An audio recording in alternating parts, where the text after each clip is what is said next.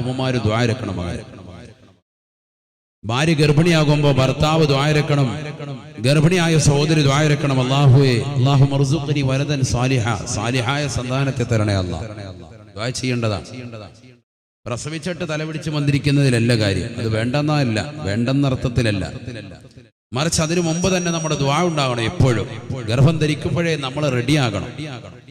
എന്റെ കുട്ടി സാലിഹാകണമെന്നുള്ള ചിന്ത അപ്പോഴേ നമ്മുടെ മനസ്സിന്റെ അകത്തലങ്ങളിൽ ഉണ്ടാവണം. സിനിമ കാണാതെ, സീരിയല് ദർശിക്കാതെ, ഹറാമായ പ്രവർത്തനങ്ങളിൽ ഏർപ്പെടാതെ ഉമ്മ കഴിഞ്ഞുകൂടണം. ഉമ്മയുടെ ജീവിതം സംശുദ്ധമായിരിക്കണം. വളരെ റാഹത്തായതിൽ 9 മാസം ഗർഭം ചുമക്കുന്ന സമയം വളരെ നല്ല രീതിയിൽ കൊണ്ടുപോകണം. മക്കളെ തർബിയത്ത് ചെയ്ത് കൊണ്ടുപോകണം.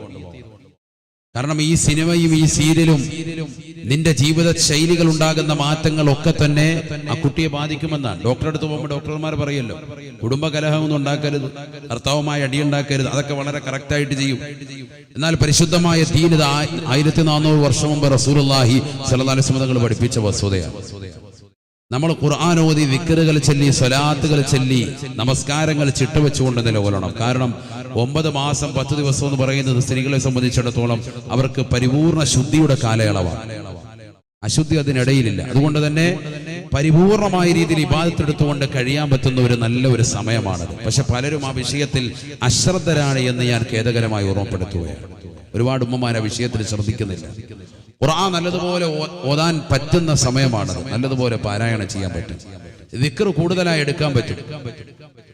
കൂടുതലായി സ്വലാത്തുകൾ അധികരിപ്പിക്കാൻ പറ്റും. അതൊക്കെ അശുദ്ധി ഉള്ളപ്പോൾ പറ്റുമെങ്കിൽ തന്നെയും, ദിക്റും സ്വലാത്തും ഒക്കെ അശുദ്ധി ഉള്ളപ്പോൾ പറ്റുമെങ്കിൽ തന്നെയും അതൊക്കെ കൂടുതൽ ശുദ്ധിയോടുകൂടി ഭാഗവാക്കാകാൻ കഴിയും. അവർക്ക് ഒരുപാട് സമയം അവർക്ക് കിട്ടും. എത്ര ഖത്മുകൾ തീർക്കാം.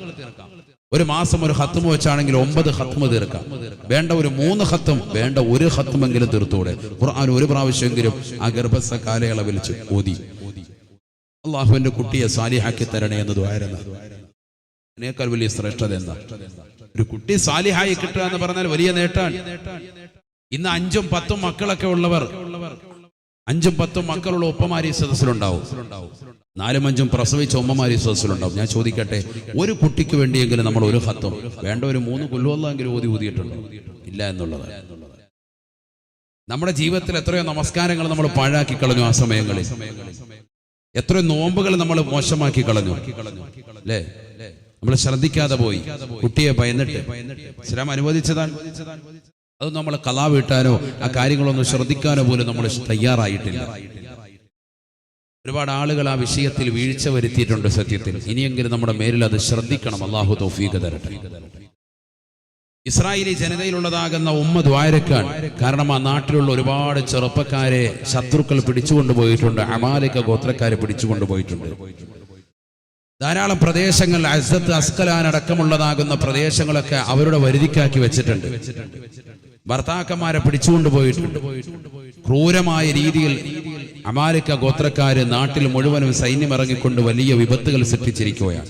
നാട്ടിലെങ്ങും അരാജകത്വം അരങ്ങു വാഴുകയാണ്.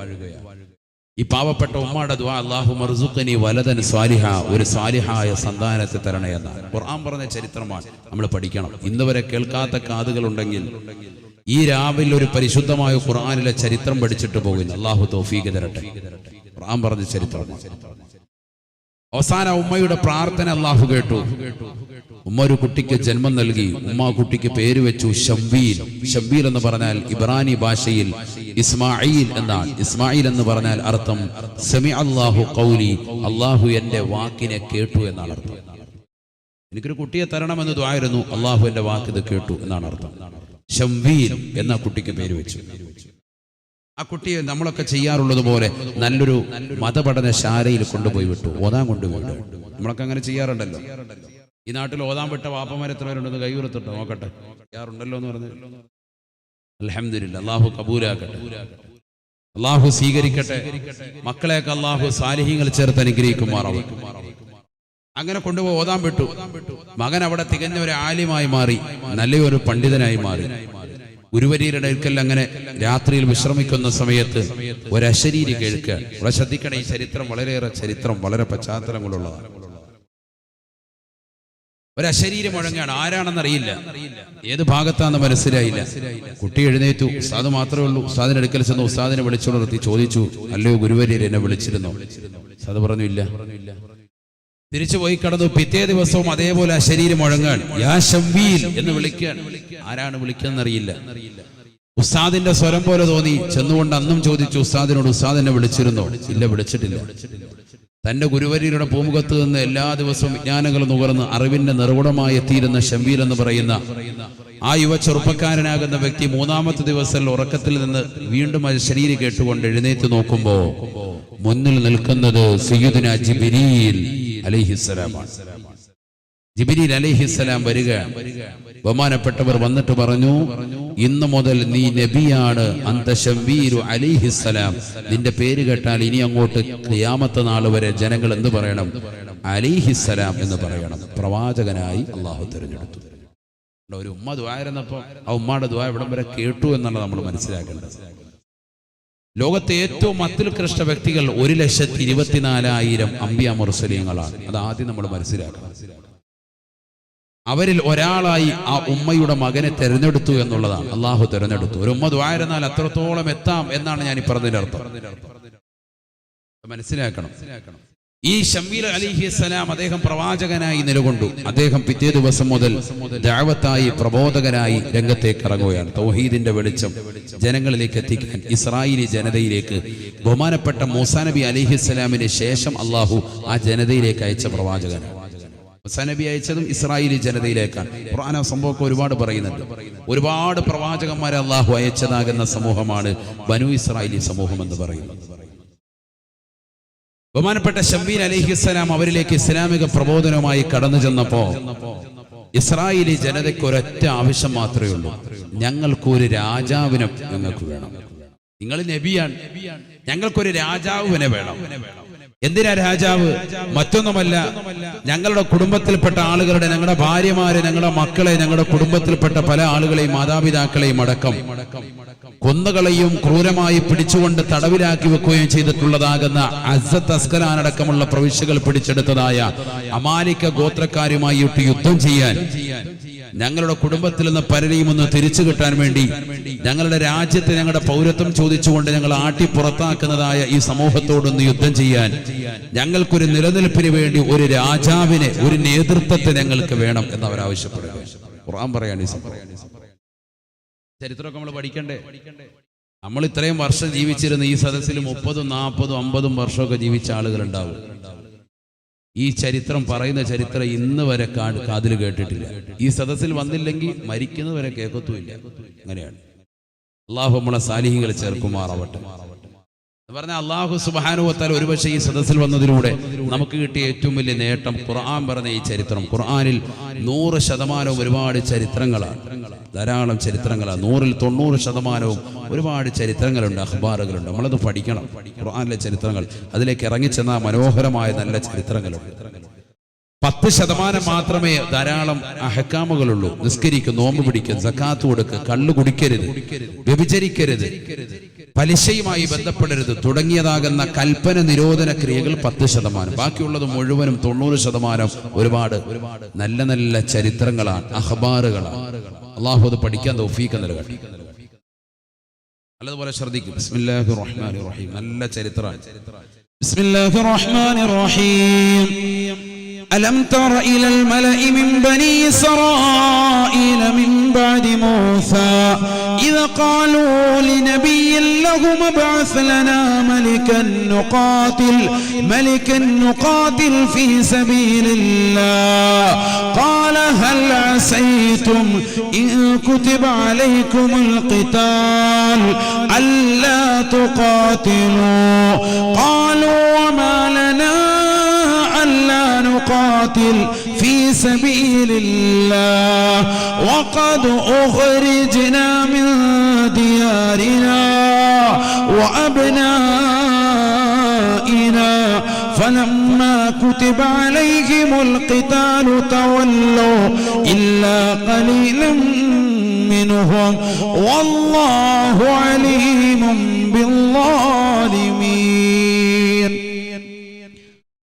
പരിശുദ്ധമായ ഖുർആനിലൂടെ അല്ലാഹു സുബ്ഹാനഹു വ തആല ഓർമ്മപ്പെടുത്തുകയാണ് അലം തറ ഇലൽ മലഇ മിൻ ബനി ഇസ്രായീല മിൻ ബഅദി മൂസാ إذ قالوا لنبي لهم ابعث لنا ملكا ബഹുമാനപ്പെട്ട മൂസാ നബി അലൈഹിസ്സലാമിന് ശേഷം ഇസ്രായേലി ജനതയിലേക്ക് നാം ഒരു പ്രവാചകനെ അയച്ചതിനെ കുറിച്ച് നബിയെ തങ്ങൾക്കറിയണോ? തങ്ങൾക്കറിയില്ലേ? അറിയില്ലേ? ആരാണ് പ്രവാചകൻ? ബഹുമാനപ്പെട്ട ശമൂവേൽ അലൈഹിസ്സലാമാണ്. അദ്ദേഹം അവരിലേക്ക് പ്രബോധനവുമായി കടന്നു ചെന്നപ്പോ ആ സമൂഹം അവരോട് ആവശ്യപ്പെടുകയാണ്, ഇബ്അസ് ലനാ മലിക്കാ നുഖാതിൽ ഫീ സബീലില്ലാഹ്.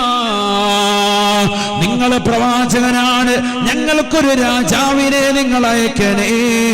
അല്ലാഹുവിനോട് ദുആ ചെയ്തുകൊണ്ട് ഞങ്ങൾക്കൊരു നേതൃത്വത്തിന് ഒരാൾ നൽകണേ. അദ്ദേഹത്തിന് പിന്നിൽ അണിനിരന്നുകൊണ്ട് ശത്രുക്കളിലേക്ക് കടന്നു ചെല്ലാനാണ്, അമാലിക ഗോത്രക്കാരയിലേക്ക് ചെല്ലാനാണ്. ഞങ്ങളുടെ കുടുംബക്കാരെ അവർ ദ്രോഹിക്കുകയാണ്. ഞങ്ങളുടെ നാട്ടിൽ നിന്ന് പുറത്താക്കുന്നവരാണവർ. അവരെ ഞങ്ങൾക്ക് യുദ്ധം ചെയ്യണം, അവരെ ഞങ്ങൾക്ക് ജയിച്ചടക്കണം. അതിനുവേണ്ടി ഒരു നേതൃത്വത്തെ നൽകണേ എന്ന് അവർ ചോദിച്ചതായി പരിശുദ്ധമായ ഖുർആൻ. قال هل عسيتم إن كتب عليكم القتال ألا تقاتلوا. ബഹുമാനപ്പെട്ട ശമൂവേൽ അലൈഹിസ്സലാം തന്റെ സമൂഹത്തോട് ചോദിക്കുകയാണ്, ഞാൻ അല്ലാഹുവിനോട് ദുആ ചെയ്ത് ഒരു രാജാവിനെ നേതൃത്വത്തെ നിങ്ങൾക്ക് നൽകിയാൽ അദ്ദേഹത്തിന്റെ പിന്നിൽ നിങ്ങൾ അണിനിരക്കാതിരിക്കുമോ? ഞാൻ ഒരു രാജാവിനെ തരാം, പക്ഷെ അല്ലാഹുവിനോട് ദുആ ചെയ്ത് രാജാവിനെ നൽകിയതിന് ശേഷം അൽ അസൈതും, നിങ്ങൾ അങ്ങാണം പിന്തിരിഞ്ഞ് മാറി നിൽക്കുമോ? അതെനിക്ക് ചോദിക്കാനുള്ളത്. ഞാൻ അദ്ദേഹത്തെ നൽകിയിട്ട് നേതൃത്വത്തെ നൽകി, ഈ നേതൃത്വം ഞങ്ങൾക്ക് വേണ്ട എന്ന് പറഞ്ഞ് നിങ്ങൾ മാറി നിൽക്കോ? അപ്പൊ അവർ പറഞ്ഞു, ഇല്ല, ഒരിക്കലും ഇല്ല. وما لنا ألا نقاتل في سبيل الله وقد أخرجنا من ديارنا وأبنائنا. ആ നാട്ടുകാരുടനെ എല്ലാവരും പറയുകയാണ്, ഞങ്ങൾ എന്തിനാണ് യുദ്ധം ചെയ്യാതിരിക്കുന്നത്? വഖദ് ഉഖ്രിജ്നാ മിൻ ദിയാരിനാ വഅബ്നാഇനാ.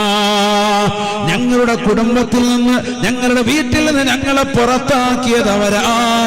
ഞങ്ങളുടെ നാട്ടിൽ നിന്ന് ഞങ്ങളെ പുറത്താക്കിയ സമൂഹമാണ്. ഞങ്ങളുടെ പൗരത്വം ചോദിച്ചുകൊണ്ട് പുറത്താക്കിയതാകുന്ന ജനങ്ങളോട് യുദ്ധം ചെയ്യാതിരിക്കുന്നത് എങ്ങനെയാണ് എന്ന് ആ സമൂഹം ചോദിച്ചതായി വിശുദ്ധമായ ഖുർആൻ.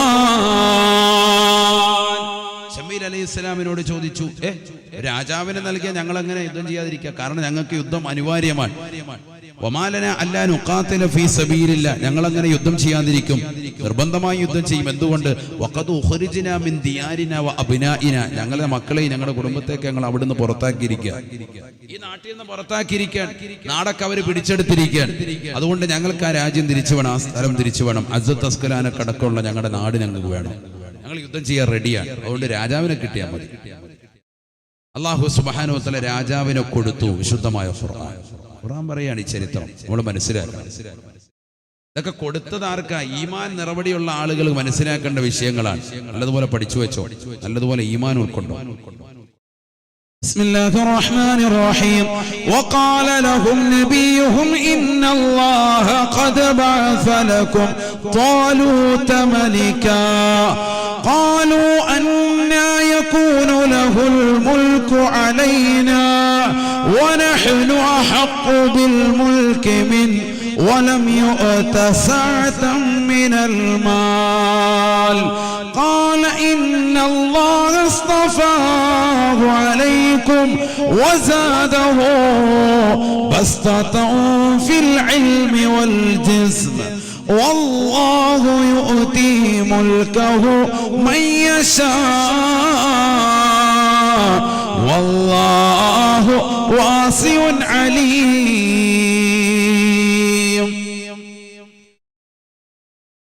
പരിശുദ്ധമായ ഖുർആനിലൂടെ അല്ലാഹു സുബ്ഹാനഹു വ തആല ഉറപ്പെടുത്തുകയാണ് ആ കാലഘട്ടത്തിൽ നടന്നതായ ചരിത്രം അല്ലാഹുവിന്റെ റസൂലിന് അല്ലാഹു പഠിപ്പിച്ചു കൊടുക്കുകയാ. ഇസ്രായേലി ജനതയിൽ നടന്ന സംഭവമാണ് നബിയേ. ശമ്മീൽ അലൈഹിസ്സലാമിന്റെ സമൂഹമാണ്. ബഹുമാനപ്പെട്ട ശമ്മീൽ അലൈഹിസ്സലാം പറയുകയാണ്, ഇന്നല്ലാഹ ഖദ് ബഅസ ലക്കും ത്വാലൂത മലികാ. നിങ്ങൾക്ക് അല്ലാഹു സുബ്ഹാനഹു വ തആല നിങ്ങൾക്കിടയിൽ നിന്നുള്ളതായ ത്വാലൂത്ത് എന്നതായ മനുഷ്യനെ അല്ലാഹു രാജാവായി നിയോഗിക്കുകയാണ്. ത്വാലൂത്ത് റളിയല്ലാഹു അൻഹു വലിയ മഹാനാണ്, അല്ലാഹുവിന്റെ ഔലിയാക്കളിൽപ്പെട്ട മഹാനാണ്. താലൂത്ത് എന്ന് പറയുന്ന ഒരു മനുഷ്യനെ നിങ്ങൾക്കിതാ രാജാവായി നാം നൽകുകയാണ്. അല്ലാഹു സുബ്ഹാനഹു വ തആല അവർക്ക് രാജാവായി നേതൃത്വമായ ഒരു വ്യക്തി അല്ലാഹു കൊടുത്തു. قالوا أنى يكون له الملك علينا ونحن أحق بالملك منه ولم يؤت سعة من المال.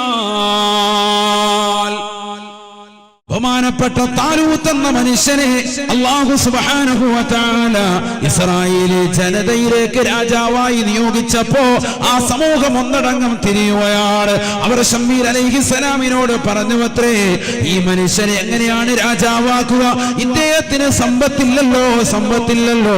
വലം യുഅത സഅതൻ മിനൽ മാൽ. സമ്പത്ത് അവർ അടിയാധാരമായി കാണുകയാ. സമ്പത്തിനെ ഏറ്റവും വലുതായി അവർ ദർശിക്കുകയാണ്.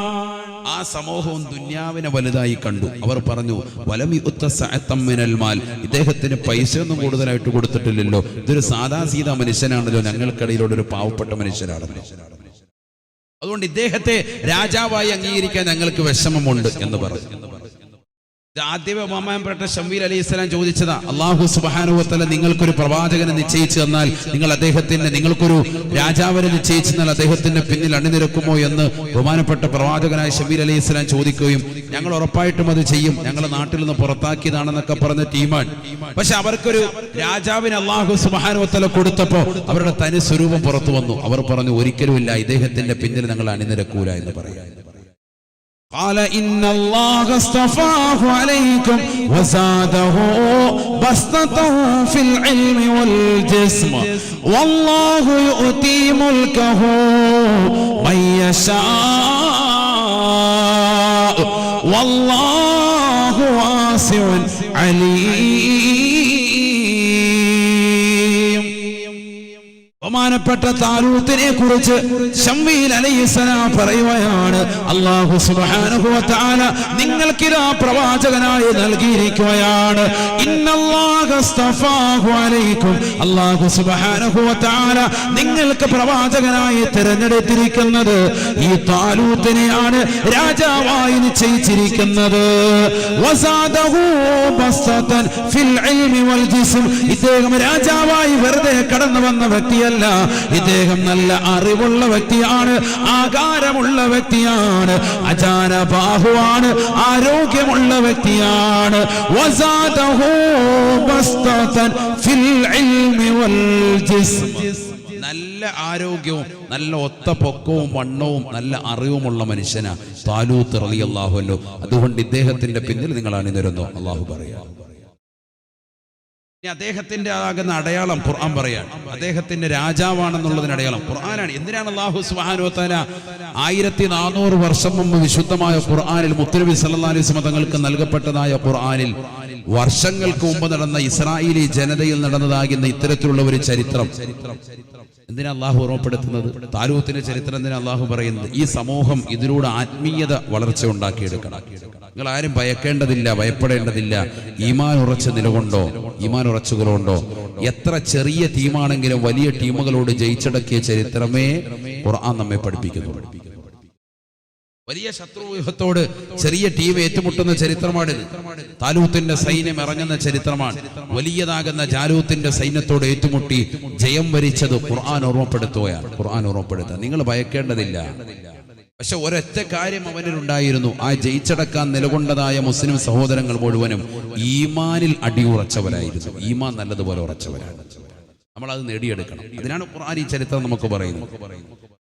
وقال لهم نبيهم إن آية ملكه أن يأتيكم التابوت فيه سكينة من ربكم وبقية مما ترك آل موسى وآل هارون تحمله الملائكة إن في ذلك لآية لكم إن كنتم مؤمنين. അല്ലാഹു സുബ്ഹാനഹു വ തആല താലൂത്ത് റളിയല്ലാഹു അൻഹുവിന്റെ ചരിത്രം അല്ലാഹു ഖുർആനിലൂടെ ഓർമ്മപ്പെടുത്തുകയാണ്. ഇന്നായത മുൽക്കിഹി, അദ്ദേഹമാണ് രാജാവെന്നുള്ളതിന് അല്ലാഹു നൽകിയിരിക്കുന്ന ഏറ്റവും വലിയ ദൃഷ്ടാന്തം അയ്യതിയകുമുത് താബൂത്ത്. ബഹുമാനപ്പെട്ട താലൂത്ത് നടക്കുന്നതായ വഴിയുടെ മുകളിലൂടെ ആകാശത്തിലൂടെ മലക്കുകൾ ഒരു പെട്ടി പിടിച്ചുകൊണ്ട് നടക്കുമേ എന്ന് വിശുദ്ധമായ ഖുർആൻ. മലക്കുകൾ ഒരു പെട്ടി ഇങ്ങനെ ആകാശത്തിലൂടെ ഇങ്ങനെ പിടിച്ചുകൊണ്ട് നടക്കും. ആ പെട്ടിക്ക് നേരെ അടിയിലായിരിക്കും താലൂത്ത് റളിയല്ലാഹു അൻഹു ഉണ്ടാവും, ഭൂമിയിൽ. അദ്ദേഹം വലത്തോട്ട് കിടക്കുമ്പോൾ പെട്ടി അങ്ങോട്ട് പോകും, ഇടത്തോട്ട് പോകുമ്പോൾ പെട്ടി ഇങ്ങോട്ട് പോകും. ഇതാണ് അദ്ദേഹമാണ് നിങ്ങളുടെ രാജാവെന്നുള്ളതിന് തെളിവ്, വേറെ ആരുമല്ല എന്നുള്ളതൊരു തെളിവാണ്. അദ്ദേഹത്തിന്റെ മുകളിൽ അല്ലാഹു സുബ്ഹാനഹു വ തആല മലക്കുകളെ ഒരു പെട്ടി പിടിച്ചുകൊണ്ട് ഇങ്ങനെ മുന്നിലൂടെ മുകളിലൂടെ ഇങ്ങനെ നടത്തുകയാണെന്ന് ഖുർആൻ പറയാം. അദ്ദേഹം ഒരു സാധാരണ മനുഷ്യനല്ല എന്ന് അറിയിക്കാൻ. എന്തിനാ ഈ പെട്ടിക്കകത്തുള്ളത് അതും ഖുർആൻ പറയാം. ഫീഹി സകീനത്തും മിർ റബ്ബികും വബഖിയത്തും മിമ്മാ തറക ആലു മൂസാ വആലു ഹാറൂൻ. ബഹുമാനപ്പെട്ട ശമൂവേൽ അലൈഹിസ്സലാമിന് മുമ്പ് ഇസ്രായേൽ ജനതയിലേക്ക് പ്രബോധനമായി കടന്നു വന്നതായ മൂസാ നബി അലൈഹിസ്സലാമില്ലയോ, അദ്ദേഹത്തിന്റെ ജ്യേഷ്ഠനായ ഹാറൂൻ അലൈഹിസ്സലാമില്ലയോ, രണ്ടുപേരും ഉപേക്ഷിച്ചതാകുന്ന വസ്ത്രങ്ങളാണ് അവരുടെ ചെരുപ്പാൻ. മൂസാ നബി അലൈഹിസ്സലാമിന്റെ ചെരുപ്പ്, ബഹുമാനപ്പെട്ട ഹാറൂൻ നബി അലൈഹിസ്സലാമിന്റെ ചെരുപ്പ്, അവരുടെ രണ്ടുപേരുടെയും വസ്ത്രം, രണ്ടുപേരുടെയും വടി, ഇതൊക്കെ വഹിച്ചുകൊണ്ട് മലക്കുകൾ ഇങ്ങനെ മുന്നിലൂടെ പോവാൻ, അദ്ദേഹത്തിന്റെ തൊട്ടു മുകളിലൂടെ പോകും. ഇതാണ് അദ്ദേഹമാണ് രാജാവെന്നുള്ളതിന് നിങ്ങൾക്ക് തെളിവെന്ന് വിശുദ്ധമായ ഖുർആൻ. സുബ്ഹാനല്ലാഹ്, യുദ്ധം തുടങ്ങാൻ പോവാൻ. ബഹുമാനപ്പെട്ട താലൂത്ത് നബി അലൈഹിസ്സലാം സൈന്യത്തെ മുഴുവനും ഒരുമിച്ച് കൂട്ടി. 33,313 പേരായിരുന്നു അവരെന്ന് ഇബ്നു അബ്ബാസ് റളിയല്ലാഹു അൻഹു.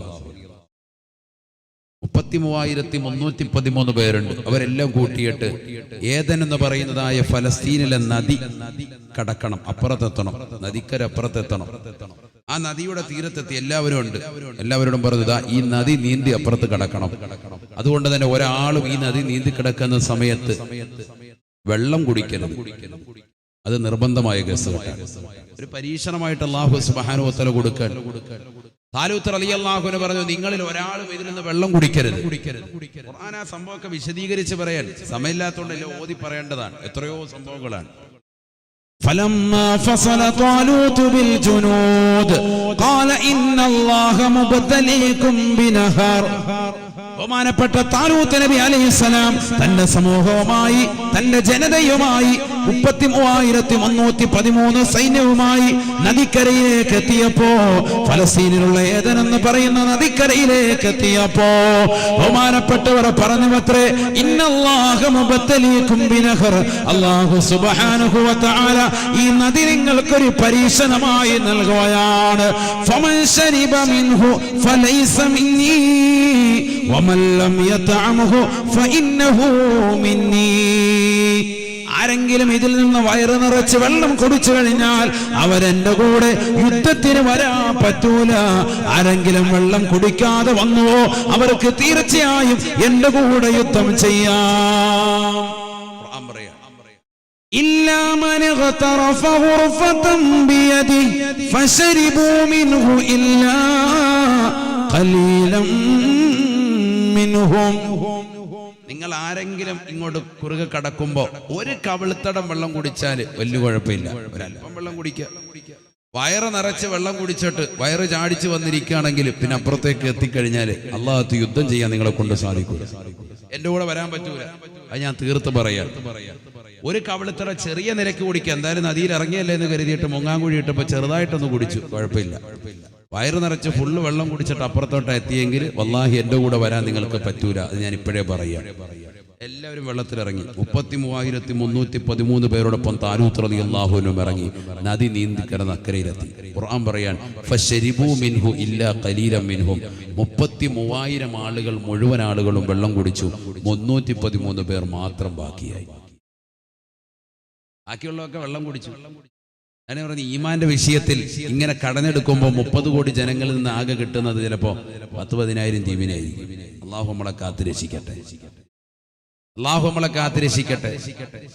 30 കോടിയുണ്ട് ജനങ്ങൾ എന്ന് പറഞ്ഞിട്ട് കാര്യമില്ല, ഈമാൻ വേണം. അള്ളാഹു നമ്മളെ കാത്തുരക്ഷിക്കട്ടെ. വിഷയം വരുമ്പോഴത്തേക്കും പുറകോട്ട് പോടരുത്. മക്കളെ റാലിക്കിറക്കണ്ടേ? നമ്മുടെ മോനൊന്നും പോകല്ലേ. ഭർത്താവ് വരുന്നില്ലേ? ഇല്ല, നമ്മളില്ല. അങ്ങനെ പേടിക്കണ്ട. വീടിനകത്തിരുന്നിട്ട് TV ന്യൂസ് ഇങ്ങനെ കാണുക. അവിടെ 10 പേര് പങ്കെടുത്തു, ഇവിടെ 20 പേര് പങ്കെടുത്തു. ഒറ്റ റാലിയിൽ നമ്മുടെ മക്കൾ പോകുന്നില്ല. ഇതിനെ പേടിക്കുന്നത്? അതാ പറഞ്ഞ ന്യൂനപക്ഷങ്ങൾ ഈമാൻ വേണം. അള്ളാഹു നമ്മളെ സാലിഹ്യങ്ങൾ ഉൾപ്പെടുത്തട്ടെ. 313 ആളുകൾ മാത്രം. അതാ ഖുർആൻ പറയുന്നത് ഫശരിബൂ മിൻഹു ഇല്ലാ ഖലീലൻ മിൻഹും. ഈ 313 പേരെ നമ്മൾ മുമ്പ് പഠിച്ചിട്ടുണ്ട്. എവിടുന്ന്? ബദരീങ്ങളുടെ ചരിത്രത്തിൽ നിന്ന്. അവർ 313 പേര്. 33,000 ആളുകൾ മുഴുവൻ ആളുകളും 33,000-ഓളം വരുന്ന മുഴുവൻ കൗമും വെള്ളം കുടിച്ചു. അപ്പുറത്തെത്തിയപ്പോൾ അവർ പറയുവാൻ, അവർ പറഞ്ഞ വാക്ക് ഖുർആൻ അതേപോലെ പറയാൻ എത്ര രസകരമാണ്. ഖുർആൻ നല്ലതുപോലെ ഓതണ്ടേ, നമ്മൾ പഠിക്കണ്ടേ ഖുർആൻ. ഇതിനൊക്കെ ഓരോന്നിനും സൊല്യൂഷൻ വരെ പറയാ.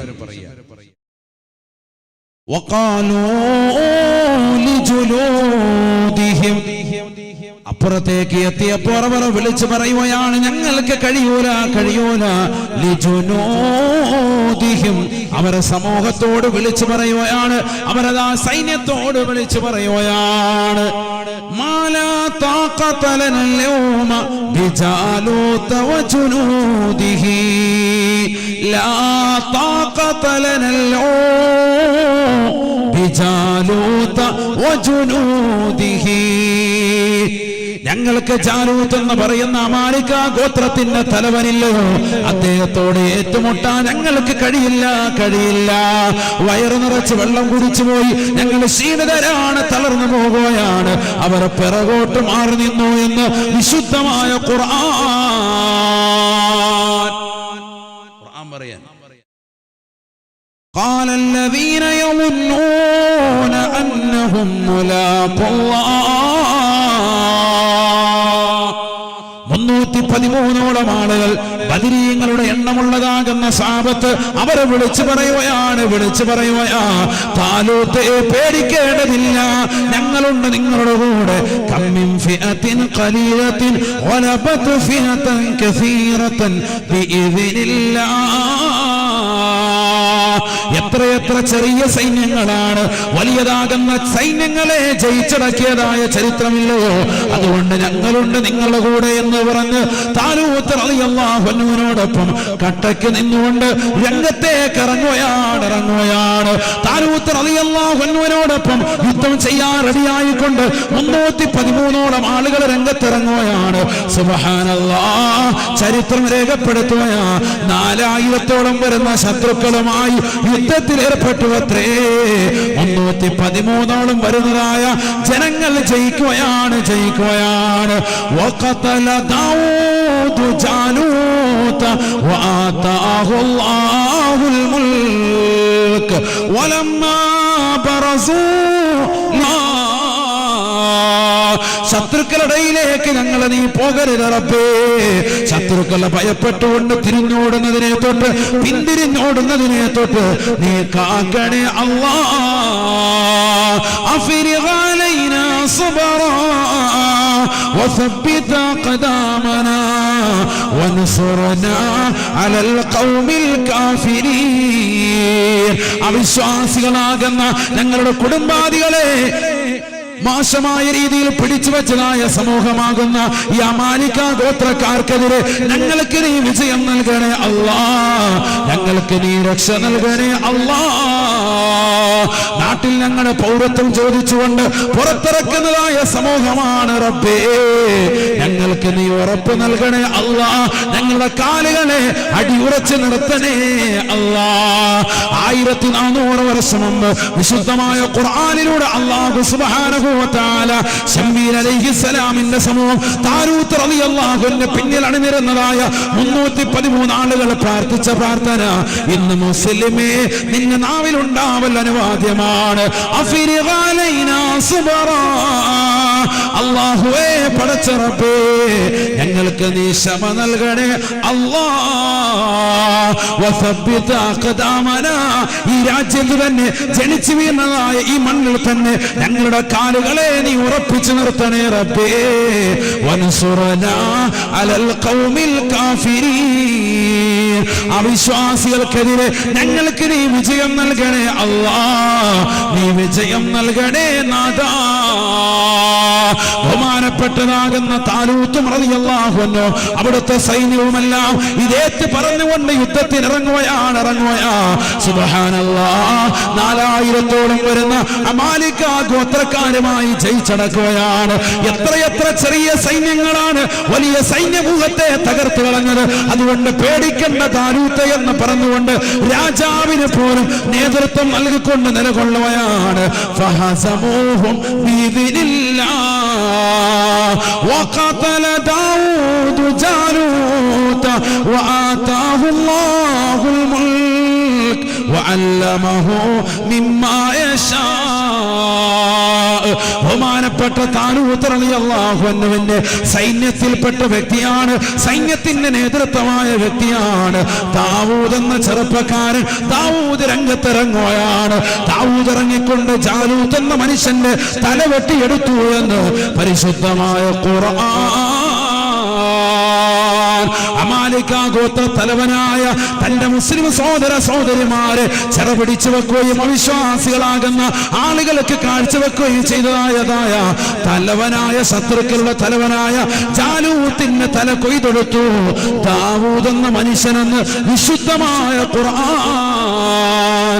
വആതാഹു അല്ലാഹുൽ ഹുക്മ വന്നുബുവ്വ, അല്ലാഹു സുബ്ഹാനഹു വ തആല അദ്ദേഹത്തെ പ്രവാചകനാക്കി. താലൂത്തിന്റെ സൈന്യത്തിൽപ്പെട്ട ആളായ ദാവൂദ് എന്ന ശത്രുവിന്റെ തല കൊയ്തെടുത്ത വ്യക്തിയെ അല്ലാഹു അടുത്ത പ്രവാചകനായി വാഴിച്ചു എന്ന് വിശുദ്ധമായ ഖുർആൻ. ലോകം അടക്കി ഭരിച്ച ചക്രവർത്തിയായ സോളമൻ എന്ന ചക്രവർത്തിയെ കുറിച്ച് പഠിച്ചിട്ടില്ലയോ? സുലൈമാൻ നബി അലൈഹിസ്സലാമിന്റെ പിതാവായ ദാവൂദ് നബി അലൈഹിസ്സലാം. ദാവൂദ് നബി അലൈഹിസ്സലാമിനെ പ്രവാചകത്വം കിട്ടാനുള്ള കാരണം ഇതാണ്. പണ്ഡിതന്മാര് പഠിപ്പിക്കുന്നു, താലൂത്ത് റളിയല്ലാഹു അൻഹുവിന്റെ സൈന്യത്തിൽ ചേർന്നിട്ട് ശത്രുവിന്റെ തല വെട്ടിയെടുത്തു. ഏതായി ശത്രു? നാട്ടിലുള്ളതാകുന്ന പട്ടിണി പാവങ്ങളെ ക്രൂരതയോടുകൂടി കൊണ്ടു നടന്ന മനുഷ്യൻ.